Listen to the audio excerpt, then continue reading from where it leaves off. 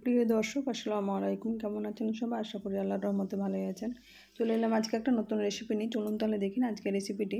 আজকে বানিয়ে নেব মুড়ি দিয়ে ল্যাংচা রেসিপি। এরকমভাবে খুব সহজে এটা তৈরি করে নিতে পারবেন ঘরে থাকা অল্প উপকরণে। এর জন্য প্রথমে আমি এখানে মুড়ি নিয়েছি। এখানে মুড়ি 6 কাপ, যে কাপটা আমি এখানে রেখেছি সেই কাপে মেপে আমি 6 কাপ নিয়ে নিয়েছি। এখন মুড়িটাকে গুঁড়ো করে নেব ব্লেন্ডার জারে। আর এইদিকে হাফ লিটার দুধ আমি ওভেনে বসিয়ে দিয়েছি, এটা ফুটে গেছে। এদিকে ব্লেন্ডার জার ব্লেন্ড করে নিয়েছি, এটাকে গুঁড়ো করে নিতে হবে। তারপরে এখন মুড়িটাকে আমি এর মধ্যে দিয়ে এরকমভাবে সফট করে মেখে নিলাম। এটা দুধের মধ্যে মাখলে টেস্ট ভালো হয়, তাই আমি দুধ দিয়ে করেছি। চাইলে আপনারা এখানে জল দিয়ে এটা মেখে নিতে পারেন। এখন এখানে এটাকে আমি ওভেন থেকে নামিয়ে এটা ঠান্ডা করে নিলাম, একটা প্লেটের মধ্যে ছড়িয়ে দিয়েছি। এখন এখানে 2 চামচ মতো চিনি দিলাম আর 2 চামচ ঘি দেব। এখানে চিনিটা আপনারা নিজেদের পছন্দ মতো করে দিয়ে দেবেন। এখানে যেহেতু আমি শিরার মধ্যে আবার দেব, এখানে টেস্ট আনা যেটা শুকনো, এটা ভাজার পরে যদি খেতে চান তাহলে এটা খেতে পারবেন, যেহেতু এখানে চিনি দিয়ে দিয়েছি। এখন 1 চামচ ভ্যানিলা এসেন্স দিলাম। এখানে ভ্যানিলা এসেন্স যদি না থাকে ঘরে তাহলে এখানে এলাচ গুঁড়ো করে দিতে পারেন। ভ্যানিলা এসেন্স অনেকে পছন্দ করেন না, তারা আবার নাও এটা দিতে পারেন। এলাচ গুঁড়ো দিলেই হয়ে যায়। আর 2 চামচ দিলাম ঘি দিয়ে এখন ভালোভাবে এগুলোকে মাখতে থাকবো। আর একটা ডিম আমি এখানে ফেটে নিচে, এখানে ভ্যানিলা এসেন্স দিয়েছি এই কারণে, কিন্তু ডিমের আঁশটা গন্ধটা থাকে না, যেহেতু এটা ল্যাংচাটা ভাজা হবে আর গন্ধটা কিছুই পাওয়া যায় না। আর দিচ্ছি এখানে হাফ চামচ বেকিং পাউডার, বেকিং সোডা 1 চুটকি পরিমাণে দিয়ে এখন সবগুলো আমি ভালোভাবে এখানে মেখে নেব।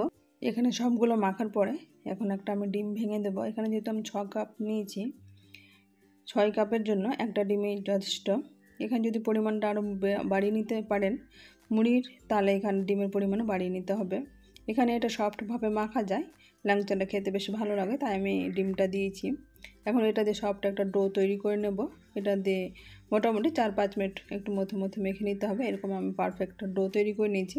এখন এটা আমি রোস্টে রেখে দিয়েছিলাম 10 মিনিটের জন্য। এখন হাতটা পরিষ্কার করে ধুয়ে নিয়ে এর মধ্যে আমি ঘি লাগিয়ে নিলাম। এখন ল্যাংচাটা এরকমভাবে শেপ করে তৈরি করে নেবো, এরকম লম্বা লম্বা করে। জাস্ট এরকম হাতে একটু প্রেস করে নিয়ে এটা সাইড করে এরকম রোলের মতো করে দিতে হবে। এরকমভাবে আমি পারফেক্ট ল্যাংচা শেপ করে তৈরি করে নিলাম।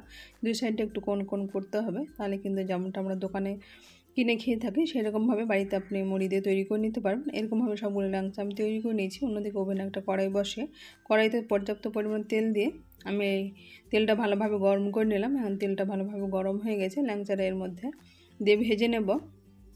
এখানে যে ফেনা ফেনার মতো হয়ে আসছে, এখানে যেহেতু আমি ডিম দিয়েছি তাই এই জিনিসটা আছে, এটা ফুটে ফুটে অনেক কিছুক্ষণ পরে এটা কমে যায়, এটা ঘাবড়ানোর কিছু নেই। এখন এরকমভাবে আমি ল্যাংচাগুলো মিডিয়াম ফ্লেম করে নিয়ে কালার করে বেশ ভেজে নেব।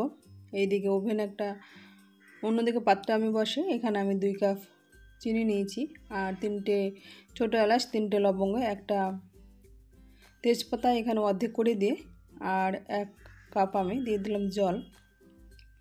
দেখুন এটাকে ফুটতে দেবো। এখানে ফুটে ফুটে কালারটা খুব সুন্দর চলে এসেছে এলাচ তেজপাতা, আর চিনি শিরাটা ভালো পারফেক্ট তৈরি হয়ে গেছে। এখানে আমি ঘন করব না, যেহেতু ল্যাংচাটা এর মধ্যে ঢুকতে পারবে, তাই এটা পাতলা করে শিরাটা তৈরি করে নিতে হবে।